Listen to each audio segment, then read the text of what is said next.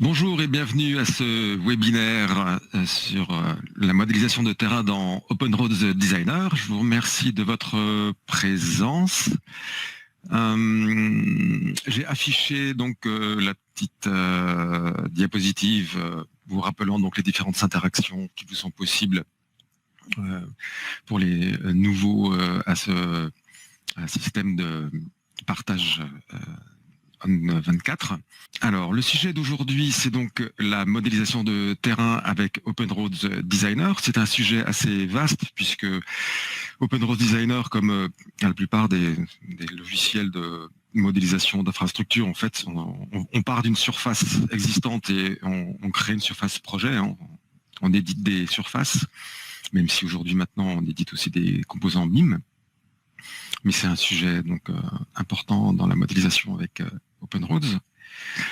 Les différents thèmes que l'on va aborder dans l'heure qui suit sont d'abord de présenter quels sont les différents types et formats de modèles de terrain que l'on peut modéliser dans OpenRoads Designer, pour voir ensuite les différents outils et méthodes de création en se concentrant d'abord sur l'existant, puis sur la partie plus projet, et enfin voir quelques informations sur l'exploitation de ces terrains à l'intérieur d'OpenRoads Designer. Et bien sûr, la séance de questions-réponses qui est essentielle pour que vous puissiez tirer le meilleur parti de cette session. Alors, donc les terrains dans OpenRoads Designer permettent de modéliser l'existant. Là, j'ai mis une copie d'écran d'OpenRoads Designer. On voit un projet routier au milieu. Il y a une bande étroite autour de ce projet qui a été réalisé en levée par drone, grâce au drone Topcon, dont j'ai extrait le sol et qui sert de base donc au projet d'autoroute. Et l'environnement plus large, lui, je l'ai généré à partir de données Internet en récupérant donc les données d'altimétrie de type SRTM, et l'imagerie, elle, vient de Big Maps.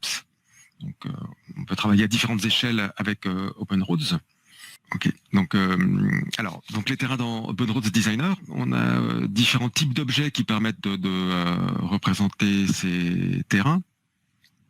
Et en premier lieu, ce sont donc les objets terrains qui sont stockés dans le fichier DGN et qui correspondent qui sont des triangulations classiques de Delaunay qu'on utilise dans le domaine des infrastructures depuis quelques dizaines d'années, et qui sont donc des surfaces 2D et demi, puisque en un XY, on a un seul Z. Donc, ce sont des types d'objets qui sont tout à fait adaptés pour modéliser des terrains, je dirais jusqu'à une taille de 10 millions de points, jusqu'à un fichier qui va faire peut-être un gigaoctet. Au-delà, on pourra toujours charger ces terrains, mais à ce moment-là, il sera conseillé de ne pas afficher les triangles, de n'afficher que sa frontière et d'accepter des temps de chargement un peu allongés, à moins de travailler avec des disques durs SSD. Donc, OpenRoads Designer est une plateforme 64 bits qui gère plusieurs gigaoctets de mémoire. Donc, il n'y a pas de problème de ce côté-là. Après, c'est plus un problème de temps de chargement et de manipulation. Quand on dépasse ces limites d'à peu près 10 millions de points et un gigaoctet, à ce moment-là, on peut utiliser donc des maillages à échelle variable. Et il y a deux types de maillages à échelle variable qui sont exploitables dans OpenRoads. Historiquement, il y a eu les objets STM, Scalable Terrain Mesh, qui sont des objets mis en référence, toujours 2D et demi, et donc qui permettent de se raffranchir de cette limite de taille.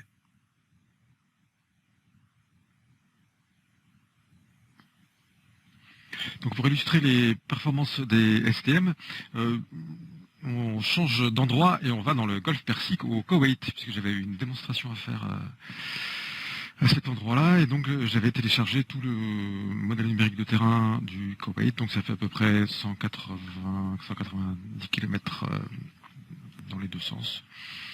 Et avec là, donc je vais zoomer un peu plus rapidement. Donc on a l'intégralité du modèle numérique de terrain.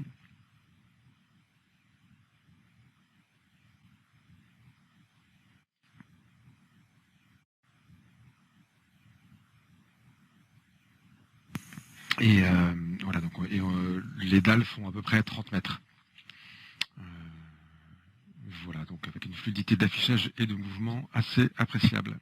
Et le STM fait 500 mégas. Voilà donc pour les STM. Mais ces STM maintenant ont été complétés dans la gamme par des objets de type 3SM issus donc du logiciel Context Capture, qui permettent de représenter donc des objets à la fois 2D ennemis comme des terrains ou 3D, et qui offrent des performances d'affichage et de chargement extrêmement hautes. Donc je ne me lasse pas à chaque fois de montrer ces types de modèles et de les utiliser dans les différents projets, démonstrations et formations que j'ai à faire, car ce sont vraiment des objets très très performants et qui sont amenés d'ailleurs à venir remplacer les modèles de terrain classiques, puisqu'on peut calculer des entrées en terre sur ces objets 3SM. Et on peut d'ailleurs en extraire le sol, comme on le verra dans quelques minutes. Si on revient au modèle de terrain classique, et en termes de création de modèles de terrain, on a vraiment toute une palette d'outils qui permettent de générer ces modèles de terrain à l'intérieur d'OpenRoads Designer. Donc depuis l'importation de levées classiques, des théodolites et des extraits de station totale par le module levé. On peut aussi importer bien sûr du LandXML et bientôt de l'IFC. Au niveau des types de formats que l'on peut importer, j'ai fait une copie d'écran des différents formats, donc vous voyez qu'on a une assez large gamme de possibilités.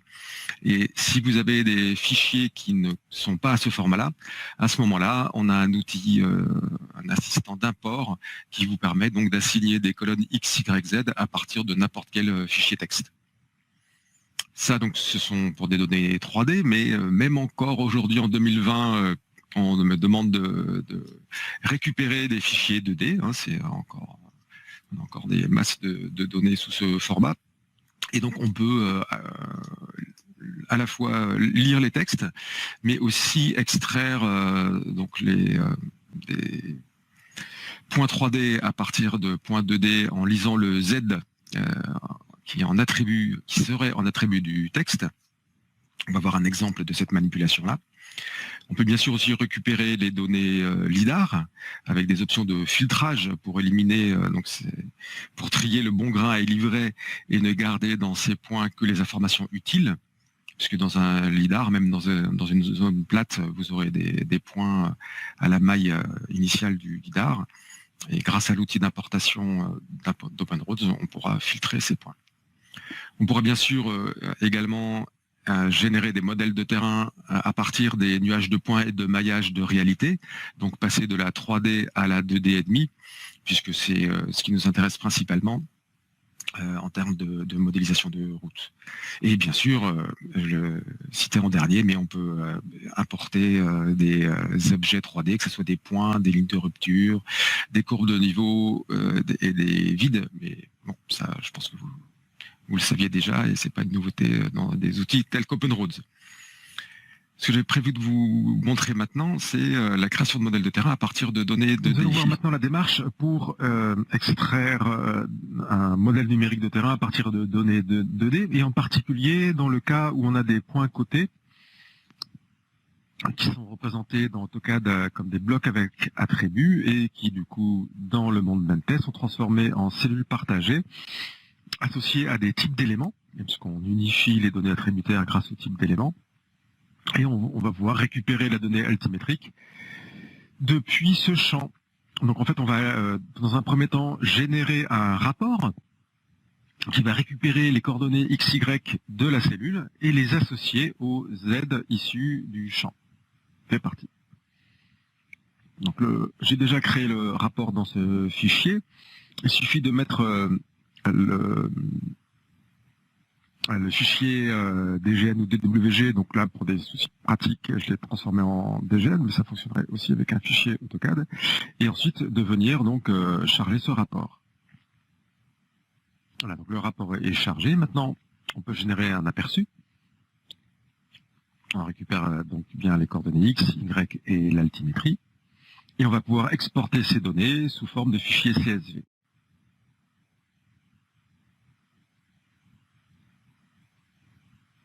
Alors, je vais écraser le fichier que j'avais déjà créé. On en a fini pour les rapports. Et maintenant, on va venir importer ce fichier-là via l'outil de création de modèles numériques de terrain à partir de fichiers ASCII. Donc, on prend le fichier ASCII qu'on vient de créer. Hein, c'est bien topo, c'est celui que je viens de créer à l'instant. Et ensuite, on a un assistant d'importation de texte. On va pouvoir lui dire de filtrer la première colonne, puisque si la première ligne, pardon, si je mets 1, avec la première ligne, il y a l'indication du type de champ, donc ça, on ne veut pas l'importer, donc on commence l'importation à la ligne 2. Ensuite, on dit que les virgules sont des séparateurs, et on vient ensuite assigner les différents champs X, Y et Z. Et voilà, donc terminé. Donc ça c'est parti. On peut enregistrer ces spécifications-là dans un fichier. Ici. Et ensuite on a l'écran classique de caractérisation du modèle numérique de terrain que l'on veut créer, la définition d'objet, est-ce que l'on fait une reprojection ou pas. Donc là j'ai pas assigné système de coordonnées. Bref, les différents paramètres liés au modèle numérique de terrain. On va apparaître donc le modèle numérique de terrain où on a bien récupéré. Ah oui, je ne me mets pas en vue en rotation de vue parce que il y a beaucoup d'éléments qui sont, c'est en 2D, donc alors le modèle vie est en 3D et on récupère bien donc un modèle numérique de terrain qui passe par les points. Donc, ce qu'on voit aussi, c'est que, alors là, pourquoi on a des triangles qui dépassent, on va venir vérifier ça. C'est peut-être dans les options, dans le méthode de calcul des triangles extérieurs. Donc on va réduire cette valeur-là et on s'aperçoit qu'il y a, il y a des points qui n'auraient visiblement pas dû être inclus dans le levé. Mais c'est pas gênant puisqu'on va pouvoir éditer le modèle de terrain en venant supprimer des points.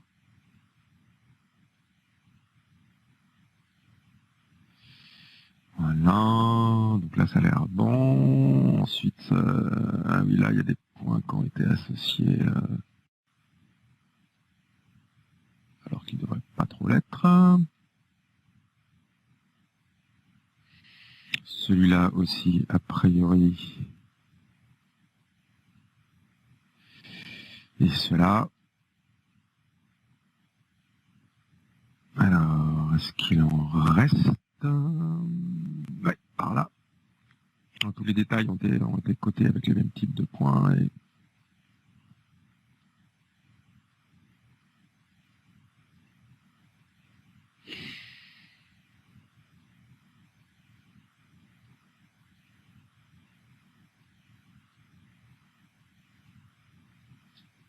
voilà, donc il y a un petit travail de nettoyage, mais forcément, c'est lié au type aux données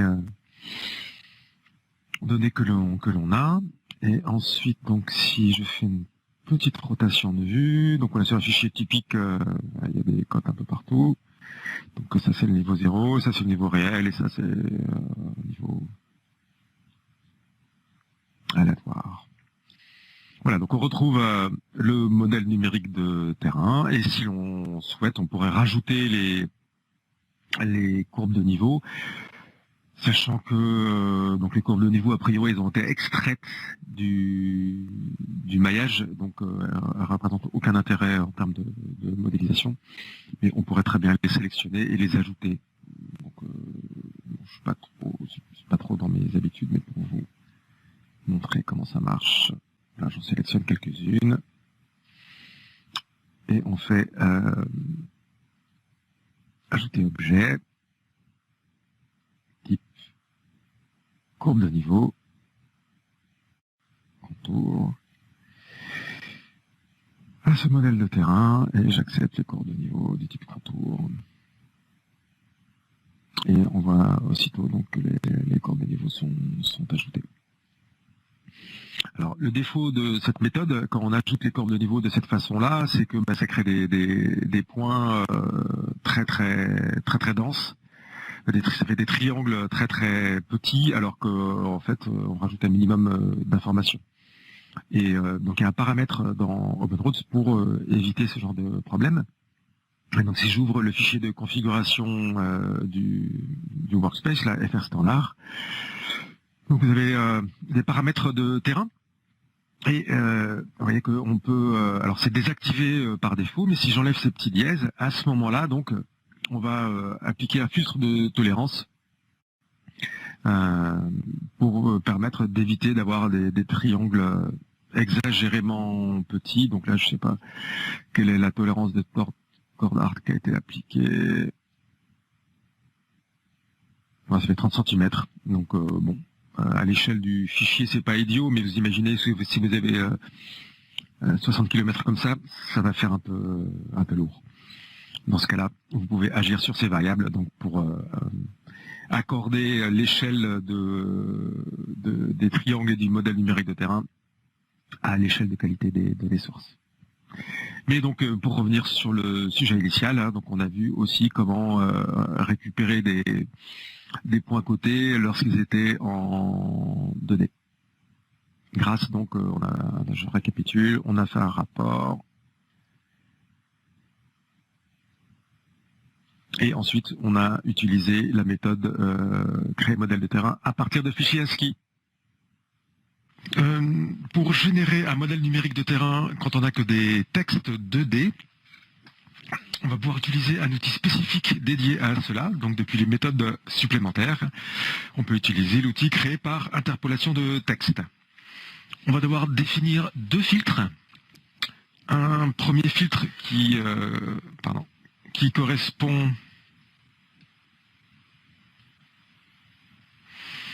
au texte, dans lequel donc on a récupéré juste le niveau en fait sur lequel se situent ces textes, donc le niveau topo alt. Et on doit créer, c'est comme ça, un filtre que j'ai appelé rien, qui correspondrait éventuellement aux lignes de rupture, mais là on n'en a pas, qui vient chercher quelque chose d'introuvable. Donc j'ai juste fait la même couleur 189 qui n'existe pas dans le fichier. Donc on a des filtres. Et en particulier surtout le filtre qui va désigner le niveau des textes que l'on recherche.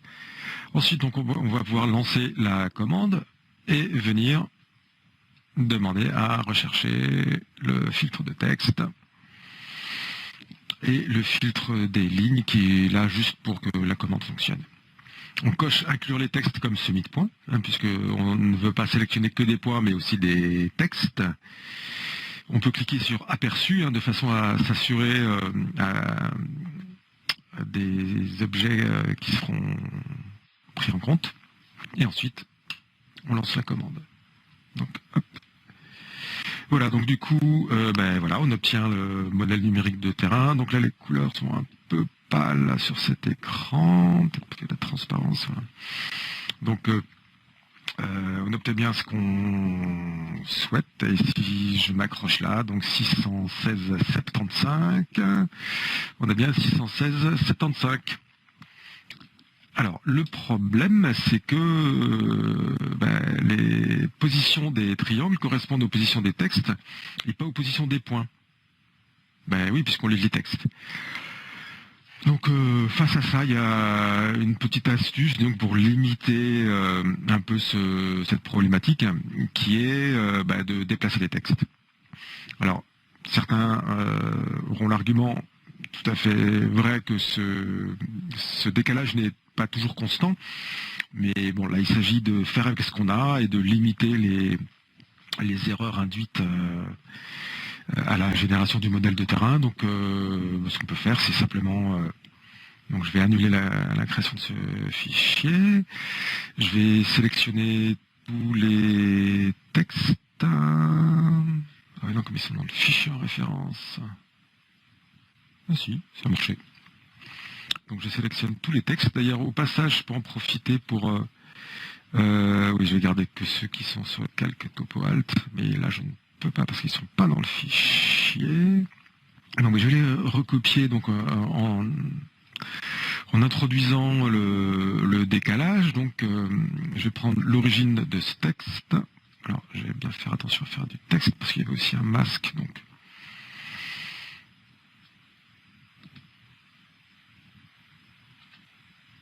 voilà, donc là c'est bien l'origine du texte.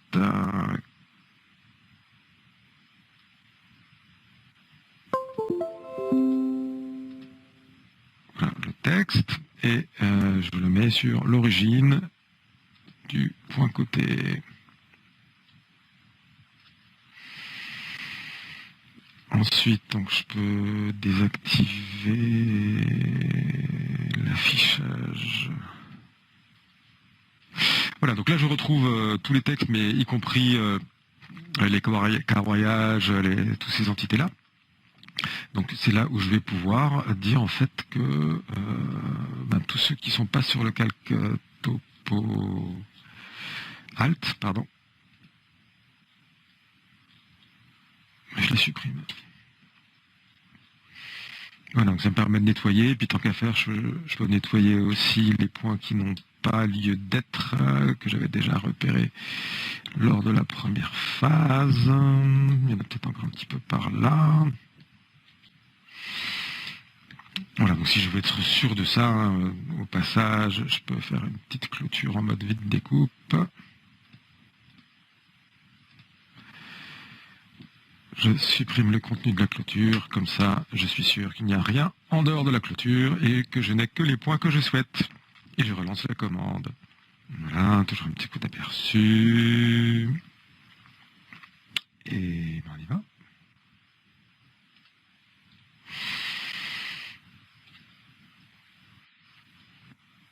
Alors, le problème avec ce genre de MNT, alors je vais enlever les transparences là, parce que c'est un peu limite pour voir les triangles, c'est que les triangles, ils vont rarement être orientés du bon côté. C'est un peu comme la tartine, hein, quand elle tombe rarement du bon côté, elle tombe souvent du côté du beurre. Et là, du coup, on voit bien que, par exemple, ces points là, si on demande le profil du bord de route, là, ça va pas être joli parce que les triangles ont été reliés évidemment du mauvais sens. Et on aurait bien aimé avoir une ligne de rupture là. Donc en fait, le point de base pour pouvoir avoir quelque chose de correct, c'est d'avoir une ligne brisée dont les sommets sont les points du semis, les points des triangles. Ce qui est rarement le cas. Donc là, je vais copier cette ligne dans le fichier pour voir si c'est le cas. Et on voit que c'est rarement le cas. Voilà, ce sont des lignes qui ont été interpolées. C'est un levé qui date d'une époque qui date des années 80, je pense. Et du coup, c'est pas du tout le problème à l'époque. Donc les lignes ne correspondent pas. Donc ce que je vais faire, c'est en rajouter. C'est pour ça que là, j'ai créé un fichier 2D spécifique dans lequel je vais ajouter ces lignes. Et donc c'est simplement du dessin. Hein. J'ai pas besoin d'avoir des objets civils géométrie. Par contre, je peux les mettre sur un bon calque quand même. Donc je vais avoir un i-route et je vais les mettre en gras et en bleu pour qu'on les voit bien. Ensuite, donc je vais m'accrocher au sommet du texte. qui correspondent au point du semi, puisque on s'est assuré de cela, et je vais juste en faire deux, je ne vais pas vous prendre trop de temps. Ensuite, donc, j'ai mis en référence le modèle numérique de terrain initial qu'on avait, qu'on avait généré par lecture des points 2D. Et ensuite, maintenant, ce que je vais simplement faire, c'est utiliser les outils de géométrie et les outils en particulier de création de profil, avec comme réglage le fait de s'accrocher au sommet des lignes et de ne projeter donc les objets que à leur sommet. Donc ensuite, je fais une sélection multiple. Donc là, bon, j'en ai deux. Et je lance la commande, création de profil. C'est tout bon. C'est déjà le modèle de terrain actif, sinon. Je le désigne. Donc les lignes sont projetées. Et elles ont maintenant un profil en long. Donc du coup,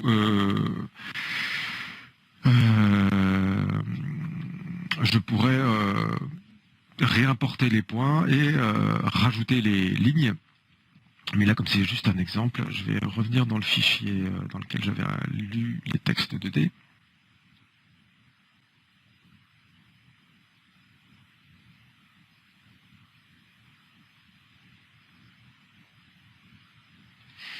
Voilà, pour gagner un peu de temps, j'avais déjà attaché en référence ce fichier ajout ligne. Je sélectionne ces lignes et je vais simplement les ajouter au terrain. Donc en tant que ligne de rupture.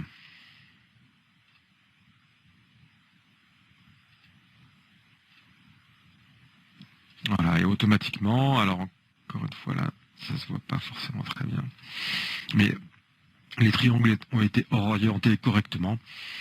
Et voilà, donc avec un minimum de travail pour reconstituer ces lignes, et en fonction, encore une fois, des données disponibles, on pourra avoir un levé digne de ce nom pour servir de base à notre projet dans OpenRoads. Voilà donc pour les possibilités de génération de terrain, d'objets terrain à partir de données 2D. Maintenant, on fait un bond dans le temps et on va s'intéresser à la création de modèles de terrain à partir de nuages de points et ou de maillages de réalité. Puisque d'ailleurs, on peut générer des maillages de réalité à partir de nuages de points. Donc, quel que soit ce type de données, on va pouvoir utiliser un outil qui est issu de Descartes, mais donc qui est intégré à OpenRoads Designer, de façon à avoir une extraction complètement automatique ou semi-automatisée de la couche terrain, en enlevant donc tout ce qui est superstructure. En sortant, on pourra avoir donc un terrain, un modèle de terrain à échelle variable et un nuage de points classifié.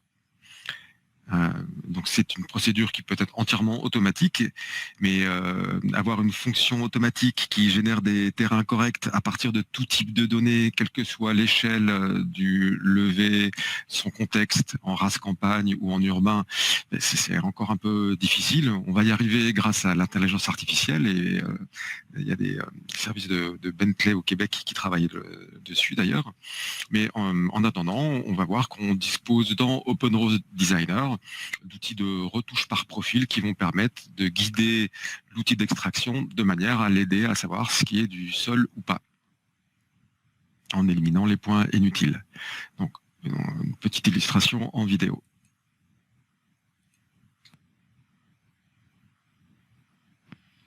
Alors, donc pour l'extraction du sol, je suis parti d'un exemple d'un maillage à échelle variable qui a été fourni par Alexander Arias de la SPAC, que je remercie encore, et sur lequel donc on va extraire le sol. Donc c'est le relevé qui a été fait par drone, et donc on va utiliser l'outil d'extraction de sol qui fonctionne en deux temps. Dans un premier temps, on va juste générer, donc je décoche les autres options, des points qui vont servir lors de la deuxième phase à indiquer à OpenRoads où est le sol. Et donc on va générer dans un premier temps comme un semi de point, si on veut. Le paramètre indiqué, c'est la plus petite dimension de la plus grande infrastructure du projet. Et on veut juste générer donc des points prototypes. Donc la durée du calcul dépend de la taille et de la densité des points. Vous voyez que là, c'est assez rapide. Ensuite, donc, il convient de s'assurer que les points ont bien été placés sur le sol et non pas, par exemple, sur ces arbres. Et pour cela, donc, ce que l'on peut faire, c'est utiliser une section. Donc là, j'avais déjà créé une section dans lequel donc on va pouvoir visualiser les points et venir, s'ils sont mal placés, à ce moment-là, les sélectionner et les supprimer, ou en rajoutant, en recréant simplement des points avec les mêmes attributs, le même niveau en particulier, pour densifier les zones d'intérêt que l'on souhaite préciser à l'outil d'extraction de sol. Donc on passe en revue, voilà, donc là, les arbres, il n'y a pas de. Ce qu'il faut vérifier, c'est qu'il n'y a pas de points au sommet des arbres, par exemple, ou sur cette superstructure. Donc une fois que l'on a fait cette vérification, on va pouvoir lancer la deuxième phase de calcul, où là donc on va partir des points. On indique donc le niveau sur lequel sont ces points. Et là, on va générer donc un terrain et un nuage de points classifiés, avec pour les terrains des max de triangle 5 mètres et pour la classification du nuage. Et ensuite, on lance le calcul. Donc, on indique le nom des différents fichiers que l'on va générer.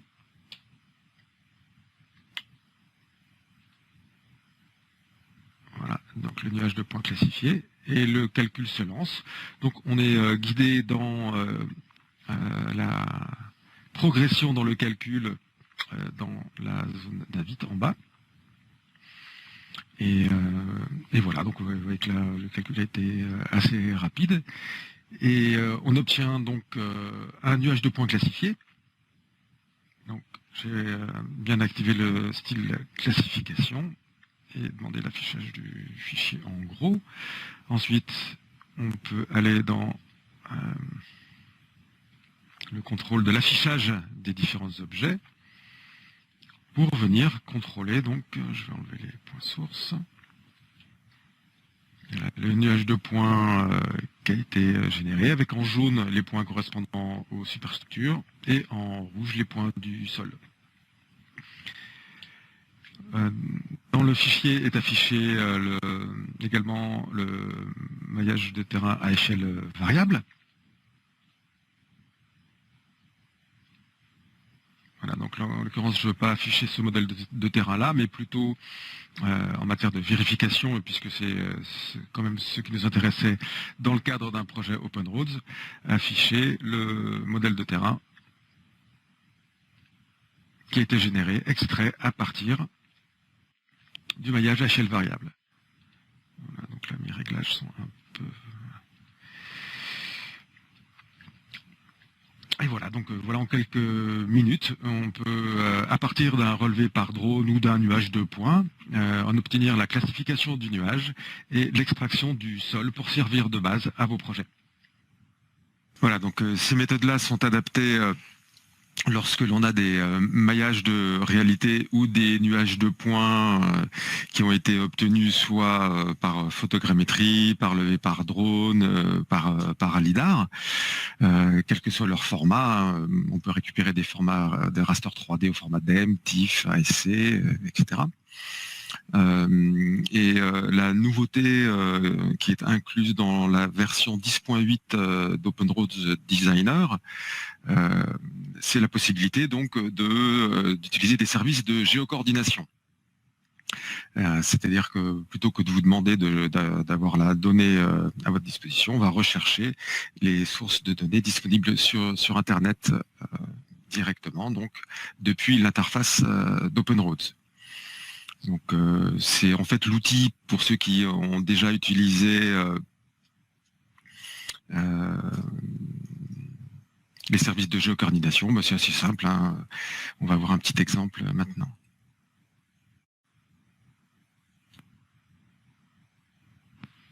Donc, on peut maintenant, dans les outils Bentley, générer un maillage de réalité, donc un modèle numérique de terrain à échelle variable à partir d'Internet, simplement des services de géocoordination offerts par Bentley. Là, nous allons nous intéresser à la ville de Péonne.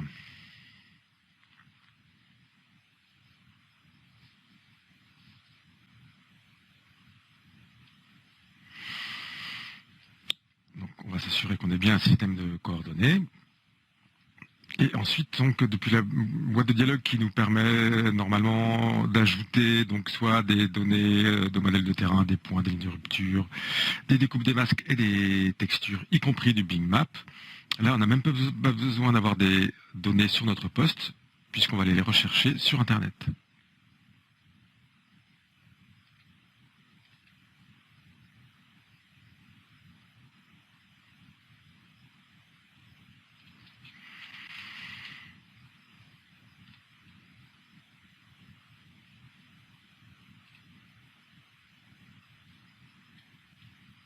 Voilà, donc le joli village de Péonne, dans les Alpes-Maritimes.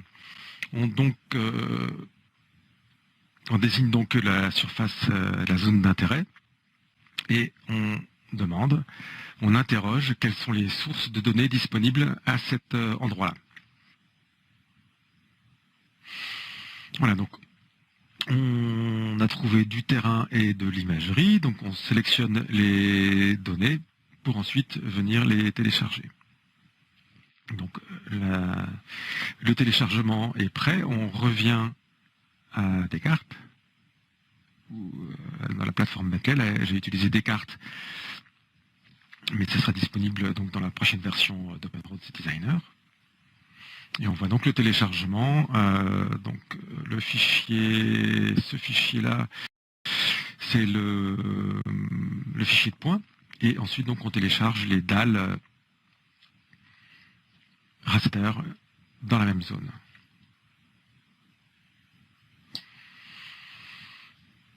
Voilà, donc là, c'est le 4e fichier.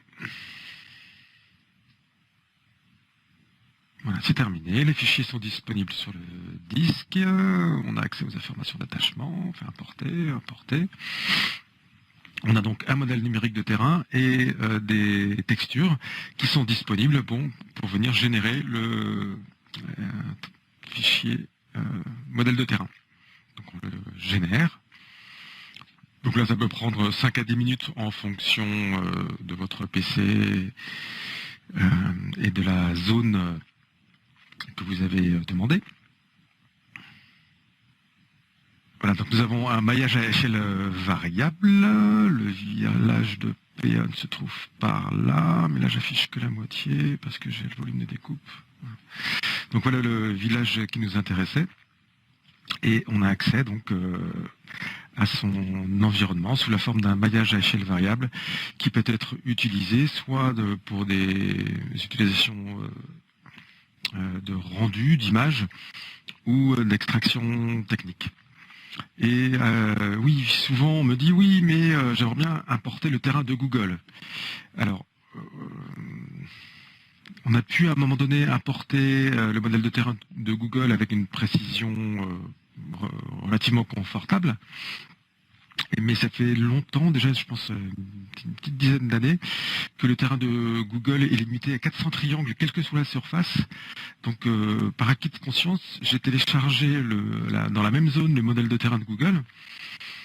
Et on voit que le pas n'est pas du tout le même que celui du maillage qu'on a téléchargé depuis les services de géocoordination. Donc si j'affiche les triangles aussi pour ce maillage-là, vous voyez un peu la différence de qualité de résolution qu'on peut avoir entre les deux. Donc oui,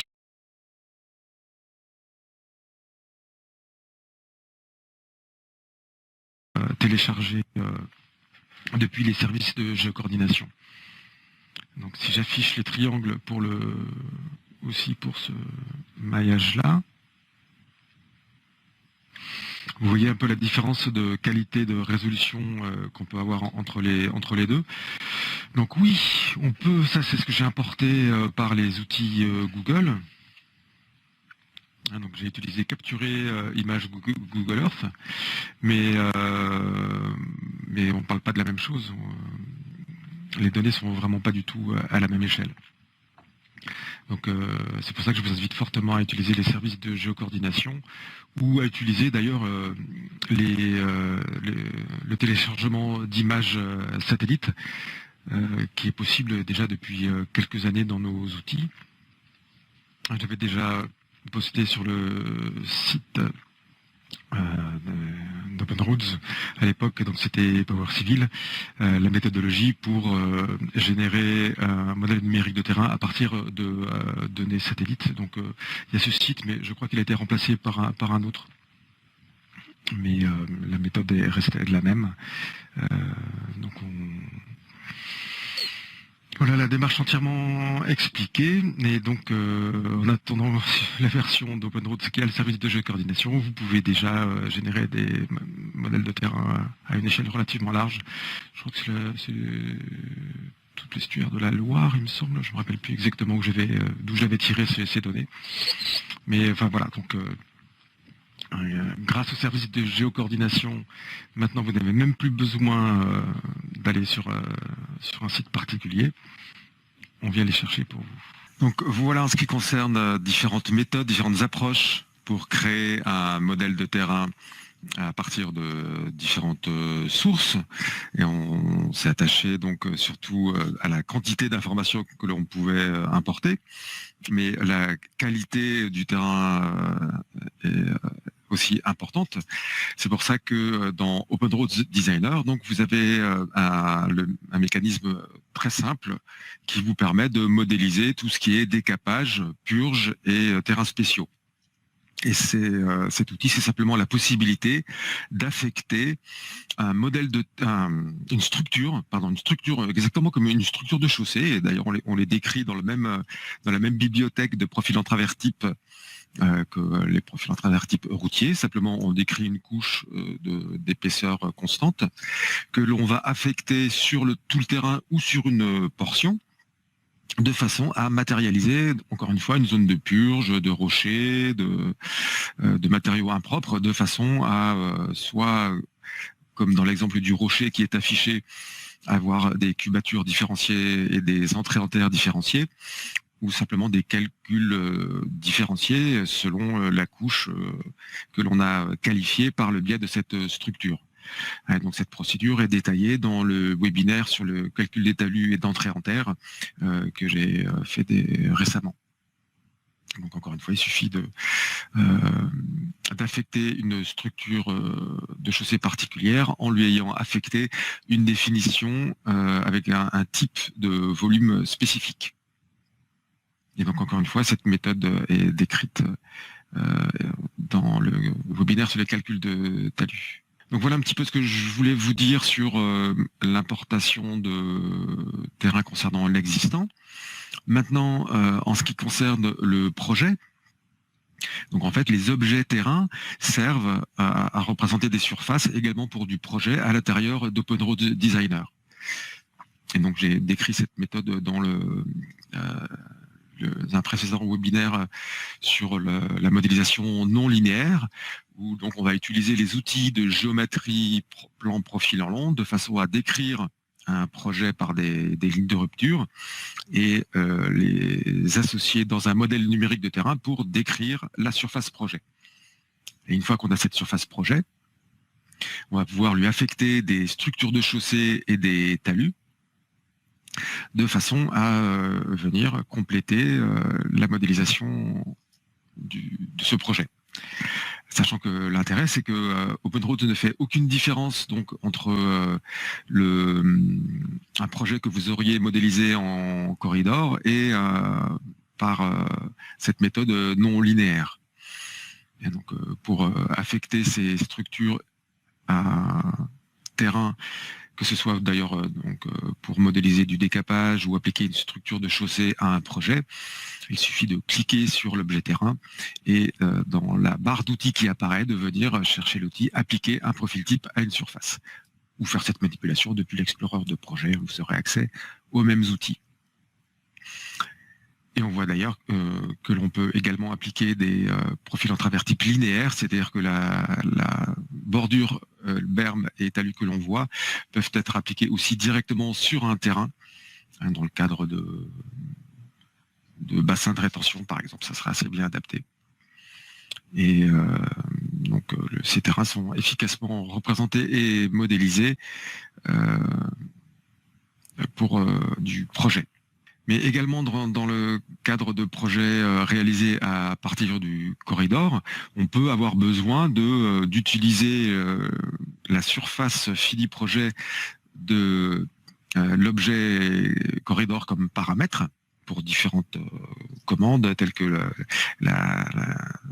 créer un profil en long en récupérant ce modèle de terrain ou l'utiliser comme surface de référence pour de l'assainissement. Donc, d'une part, la plupart des commandes acceptent un corridor comme surface de référence. Sinon, on peut bien sûr utiliser un filtre graphique, donc en automatisant la sélection des entités 3D issues des corridors qui vont vous servir pour construire votre surface. On va pouvoir aussi utiliser une commande qui s'appelle créer surface alternative de corridor, qui est bien connue pour les gens qui ont travaillé avec la gamme Inroads par le passé, qui permet donc de décrire des surfaces dans le profil en travers type et de venir générer ces surfaces en tant qu'objet terrain par le biais de cette commande créer surface alternative de corridor. Par exemple, si vous avez représenté le fini chaussée ou la rase ou une zone particulière de votre projet. Mais même si vous n'avez pas défini ces surfaces alternatives dans votre corridor, à ce moment-là, vous pourrez utiliser une propriété donc des définitions d'objets de corridor, où donc dans ces définitions d'objets affectés au corridor, on peut demander à générer un maillage pour le haut, c'est-à-dire pour le fini projet, comme pour le bas, donc ce qui correspond à l'arras terrassement, simplement en venant activer cette option pour la définition d'objet appliquée à ce corridor. Donc j'ai pas prévu de démonstration en direct là-dessus, puisqu'on arrive déjà presque à 1 heure et je voudrais laisser un peu de temps pour les questions-réponses. Mais voilà donc les différentes méthodes pour créer des surfaces décrivant du projet à partir des objets modélisés dans OpenRoads. Ensuite, donc en ce qui concerne l'exploitation de ces terrains dans OpenRoads, donc ce qu'il faut savoir, c'est que donc dans OpenRoads, tout est soumis à des règles, hein, tous les objets sont dynamiques et ce dynamisme est lié à des règles. Et les terrains ont plus la propriété de conserver leur méthode de fabrication, si l'on peut dire, puisque si vous accédez aux propriétés de n'importe quel modèle de terrain, vous saurez son origine. Donc là, par exemple, je sais que il a été généré par un filtre graphique qui s'appelle chaussée. S'il avait été généré par import d'un fichier, j'aurais le nom de ce fichier et je pourrais le mettre à jour à partir de ce fichier. Donc, on a une certaine intelligence, un lien entre l'objet source et le terrain lui-même. Mais cette possibilité ce lien dynamique avec l'objet source, il est intéressant dans un certain cadre, mais à certains moments donnés, vous pourrez avoir besoin de changer d'avis et de dire mais en fait maintenant j'ai besoin de modifier point à point ce modèle de terrain ou d'inverser des triangles, ou bref de l'éditer en tant qu'objet sans lien avec son origine. C'est pour ça que vous avez accès à l'outil de modification, d'édition du modèle de terrain triangle par triangle, ou un peu plus intelligemment que ça. Mais disons qu'en prenant l'objet triangle. Et pour ça, donc, il vous faudra supprimer les règles pour autoriser la modification du modèle de terrain par cet outil de modification modèle de terrain par triangle. Sinon, vous avez un petit message d'erreur en vous disant OK, vous me demandez de supprimer un point, mais je peux pas, ce modèle de terrain, il est régi par une règle.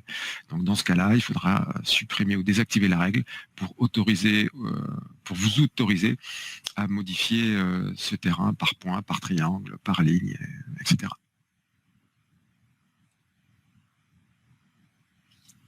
Donc en termes d'exploitation des terrains dans OpenRoads, ces surfaces nous servent principalement, outre pour la surface de terrain active qui va servir de cible pour le calcul des entrées en terre et le calcul des cubatures. L'objet principal de toutes ces surfaces, c'est de vous permettre de caler des profils en long à partir de ces surfaces. Et pour ça, donc, on a deux outils principaux. L'outil profil rapide depuis surface, avec le petit avion là pour vous dire que c'est une commande très directe, mais qui n'a pas d'option. On a juste le tracé de la surface qui apparaît dans le profil en long et sur lequel on peut s'accrocher pour venir caler votre profil projet. Et vous avez aussi un outil avec un peu plus de contrôle, qui est l'outil profil depuis surface, dans lequel donc on va pouvoir d'une part choisir quels sont les points d'intersection avec la surface que l'on souhaite utiliser, donc soit tous les points, soit les sommets, soit les extrémités, soit le centroïde. Le profil créé, donc on a des possibilités pour ajuster ce profil, donc en prenant soit le minimum, soit le maximum. Et enfin donc les options de drapage, où on va pouvoir donc demander à créer des points à l'intersection avec les triangles ou les lignes de rupture.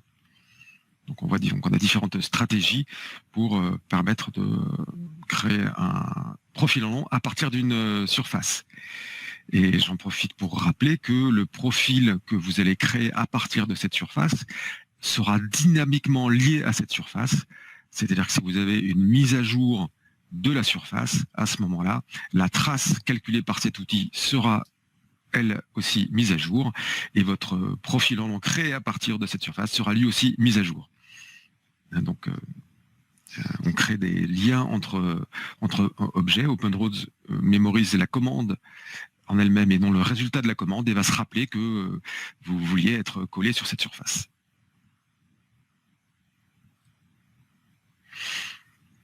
Alors, un des derniers thèmes que je voulais aborder, c'est l'utilisation des modèles de terrain dans OpenRoads dans le module assainissement, avec une nouveauté bienvenue dans la version 10.8, qui est la possibilité d'avoir un découpage automatique des bassins, 10.7, pardon, qui est la possibilité d'avoir un découpage automatique des bassins versants. Donc, quand vous prenez l'outil de placement d'objets et que vous désignez un terrain comme source d'altimétrie pour le placement de ce regard, à ce moment-là, vous avez la possibilité de cocher, donc délimiter bassin versant.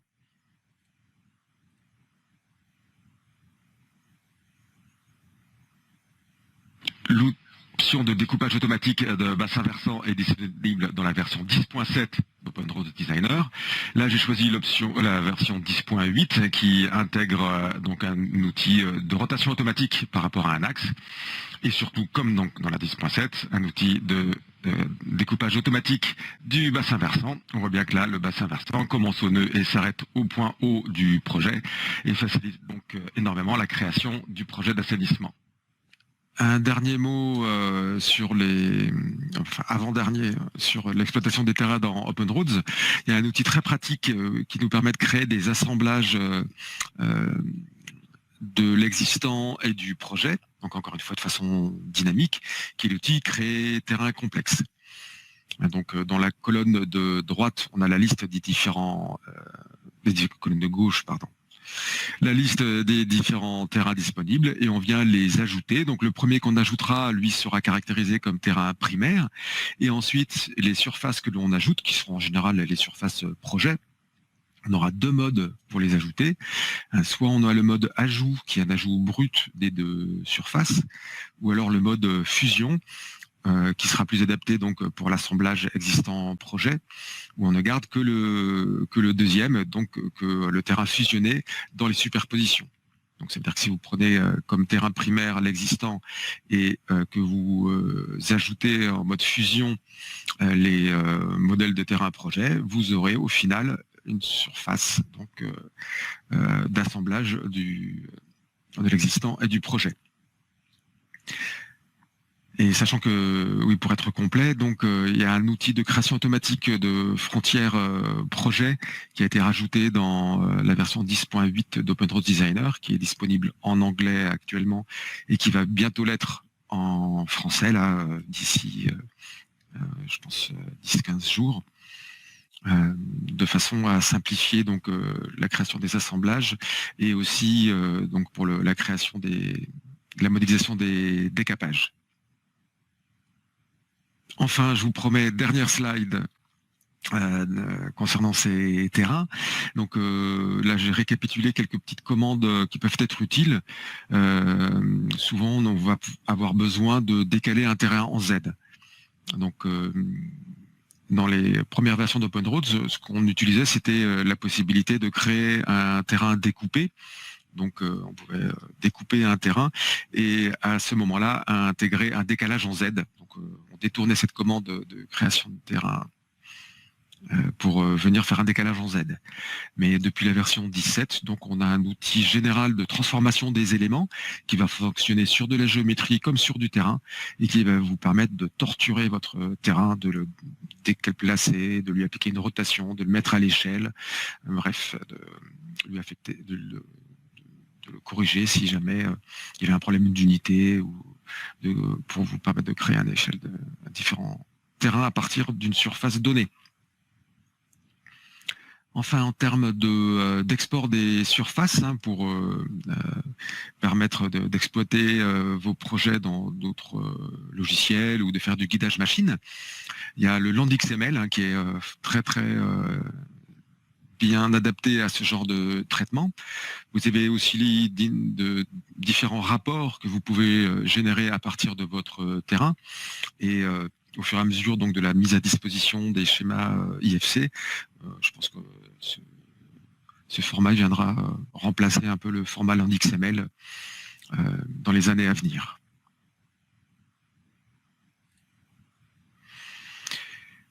Voilà, mais écoutez, c'était ce que je pensais vous proposer comme sujet de traitement des modèles de terrain dans OpenRoads Designer. Et je vous propose maintenant de passer à la session de questions-réponses. Et donc, j'affiche donc les questions. Alors, monsieur Elmadi de Setting, comment peut-on intégrer des terrains à partir de fichiers AutoCAD 2D ou 3D? Pour la récupération de données 2D, donc je pense avoir traité ce sujet en début de session. Si vous l'avez loupé à ce moment-là, par le même lien auquel vous avez accédé à ce webinaire, vous pourrez accéder à son enregistrement. Et donc au début du projet, en début du webinaire, là, j'ai illustré donc la récupération de fichiers 2D, que ce soit à partir des attributs, si ce sont des points cotés, des blocs avec attributs d'AutoCAD, donc avec l'altitude en tant qu'attribut, ou en tant que fichier 2D avec du texte, où vous avez juste du texte, et à ce moment-là, on peut lire les codes, enfin, on peut lire les textes pour générer des points 3D. Et si c'est un levé AutoCAD 3D, vous le mettez simplement en référence et par sélection, on pourra venir générer un modèle de terrain à partir de ces données.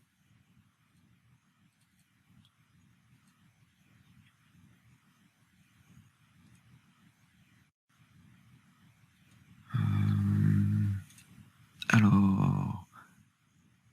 Et oui, d'autre part, pour ces réponses-là, je fais des réponses en direct oralement, mais je les compléterai par de l'écrit et vous aurez aussi accès à ces réponses écrites lorsque vous accéderez à ce webinaire à partir de demain d'ailleurs.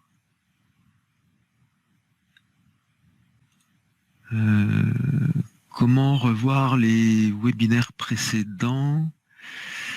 Alors oui, c'est un sujet un peu épineux là parce qu'on a changé de plateforme entre les webinaires que j'ai pu faire donc à la rentrée 2019 et ceux qui sont faits actuellement. Donc on a changé de plateforme et on est actuellement dans le processus de migrer les anciens webinaires sur la nouvelle. Et en attente, on est un peu embêté puisque voilà, le support précédent a disparu et on est en attente de la mise à disposition de ces webinaires sur le nouveau. Donc, vous avez mes excuses de la part de Bentley à ce propos. On fait le maximum pour qu'ils soient à disposition au plus vite. Il y a Eric, donc ancien collègue. Bonjour Eric. Une idée des tarifs. Alors, je vais me faire taper sur les doigts parce que normalement, c'est un commercial qui doit répondre à cette question. Tu le sais bien, mais je crois que c'est autour de 8 000 €, il me semble, de mémoire. Mais justement, là, je vous propose d'ailleurs un petit pôle là pour savoir si vous souhaitez être contacté par un commercial pour avoir justement une idée un peu plus précise de ces tarifs et des modalités d'acquisition.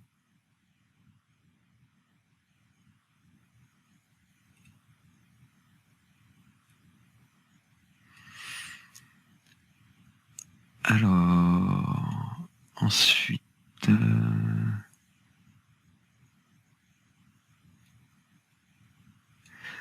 Alors, Monsieur Madil, là, votre question est un peu particulière. Donc, vous avez créé à partir d'un nuage de points X, Y, Z. Pour ce problème particulier, là, je vous invite à communiquer par email votre souci. M'envoyer votre fichier exemple et à ce moment-là on pourra travailler à résoudre ce problème par la suite. Mais là j'aurais du mal à répondre directement comme ça.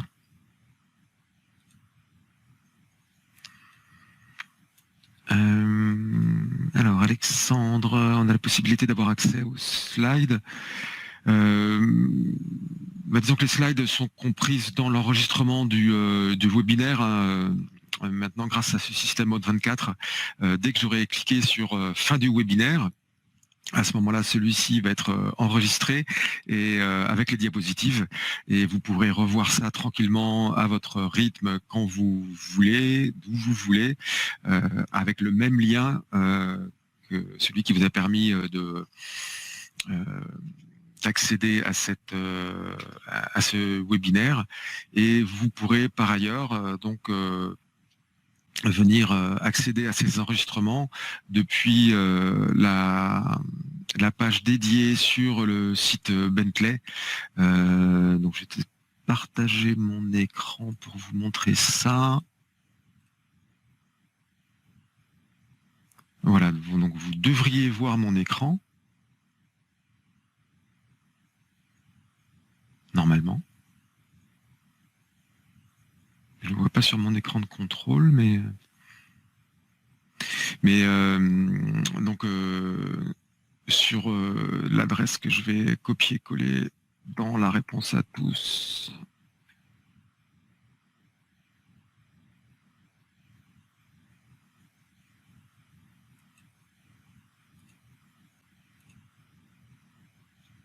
Voilà, à cette adresse, vous aurez accès à l'ensemble des... Ah oui, ça y est, c'est arrivé. Je vois que... Donc, vous voyez que vous avez accès au webinaire, en particulier celui sur OpenSite, le module dédié VRD. Donc, sur cette page, hein, ceux qui ont une date et qui sont marqués webinaire live, ce sont ceux à venir, ou en cours d'ailleurs. Et...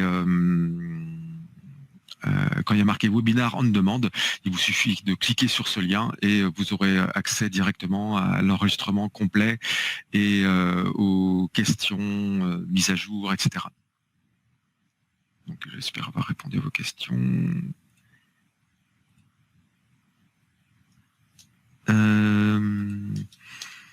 Alors, quel est le degré de précision des données générées à partir de GeoCoordinate? Ce sont des levées satellites. Donc, je vais essayer d'avoir une réponse un peu plus précise que celle que je vais vous donner là directement. Mais de mémoire, donc grosso modo, c'est un pas de 25 à 30 mètres. Et la précision altimétrique doit être, je sais pas, d'un mètre à peu près comme ça. Donc c'est vraiment, ce sont des données à grande échelle pour vous permettre de démarrer un projet quand vous n'avez strictement rien ou de faire un avant-projet. Mais caler un projet sur ce genre de données, ça me fait peur.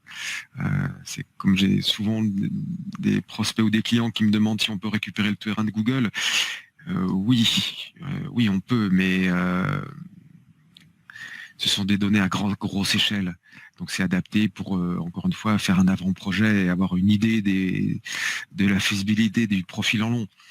Maintenant, calculer des cubatures là-dessus, moi je ne parierais pas mon salaire dessus.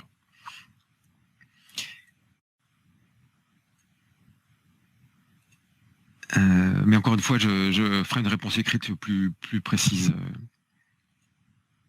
d'ici demain. Lilian, je trouve des cartes dans ORD. C'est dans le... Alors ça, du coup, comme je partage mon écran, je peux montrer ça en direct. C'est dans modélisation de réalité. Dans modélisation de réalité, on retrouve tous les workflows d'extraction, de section, et en particulier d'extraction de sol. Hein, c'est en particulier celle que j'avais montrée tout à l'heure.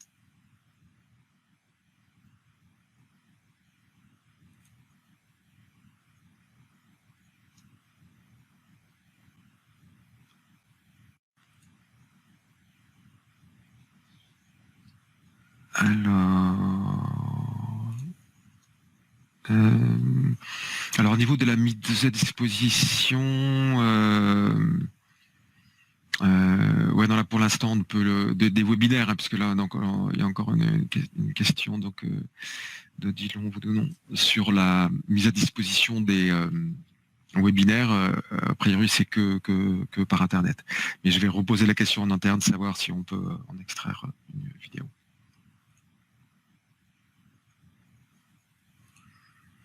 Alors, encore une question concernant le service de géocoordination. Donc, il est mis à jour quotidiennement. Alors non, s'il n'est pas mis à jour quotidiennement, on se sert de base de données disponibles sur Internet. Mais je vais poser la question en interne, pour savoir si on a la possibilité de connaître la date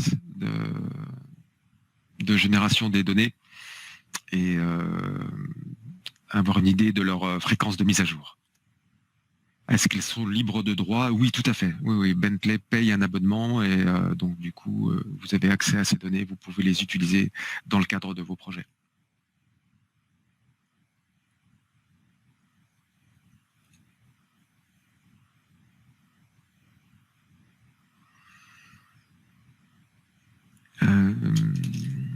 Oui, Sylvain, donc oui, tout à fait, je confirme. Il faut enlever les règles qui peuvent pour pouvoir éditer une triangulation par triangle. Donc on peut pas faire les deux. Soit le terrain est lié aux modifications que vous allez faire dynamiquement, soit il est lié à son mode de création, mais ça peut pas être les deux. Hein, c'est l'un ou l'autre. Il ne peut pas être lié dynamiquement à deux sources différentes. Donc soit vous avez la possibilité de le modifier dynamiquement, triangle par triangle, de déplacer des points, etc. Et dans ce cas-là, il est plus lié à sa méthode de création source.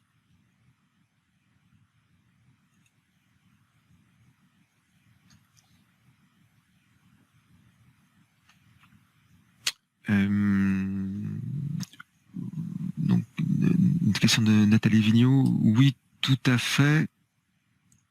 Donc c'est à partir de ce lien que je vous ai copié-collé où vous aurez accès à tous les autres webinaires. Oui. Ultimement, c'est ce qui devrait être le cas. Et apparemment, vous avez des problèmes de son.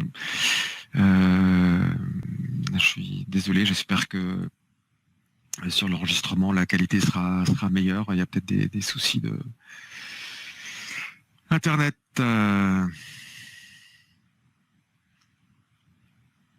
Donc, une autre question de Mohamed Akam de Novec.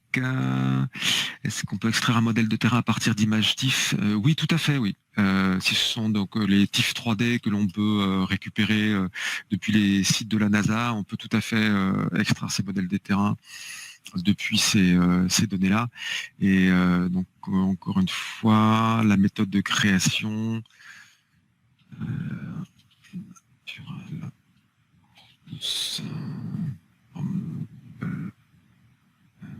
pas.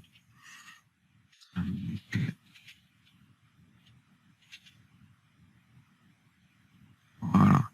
Donc la procédure pour générer un terrain à partir de TIFF est décrite dans cet article du blog de la communauté OpenRoads que je vous invite fortement à vous inscrire et je vous y inviterai d'ailleurs. Copier-coller de l'adresse pour que vous puissiez récupérer cette information.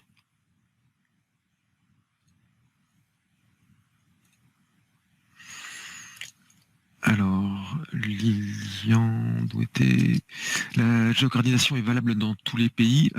Oui, tout à fait. Alors la couverture est peut-être pas, au sujet des mises à jour, effectivement, la couverture est peut-être pas mise à jour et la précision est peut-être pas homogène partout, mais à ma connaissance, on a une couverture mondiale.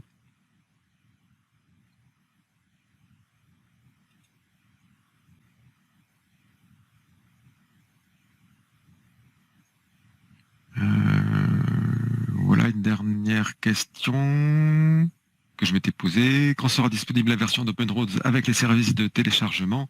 Elle sera disponible donc en français, allez, je vais dire au maximum, je vais pas prendre trop de risques, d'ici un mois. J'ai reçu la dernière version de la traduction à corriger là, et ensuite il y a des processus de création du build. Donc a priori dans les semaines qui viennent.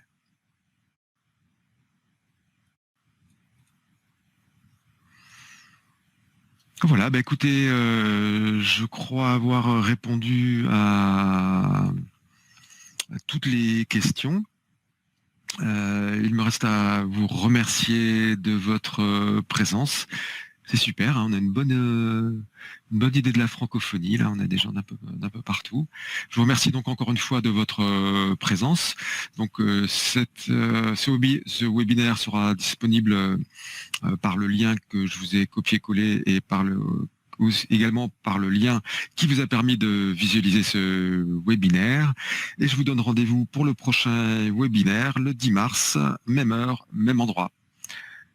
Encore merci de votre présence et à très bientôt. If you found this video helpful, please give it a like. If you want to see more such series, consider subscribing to our channel. Thank you, and see you next time.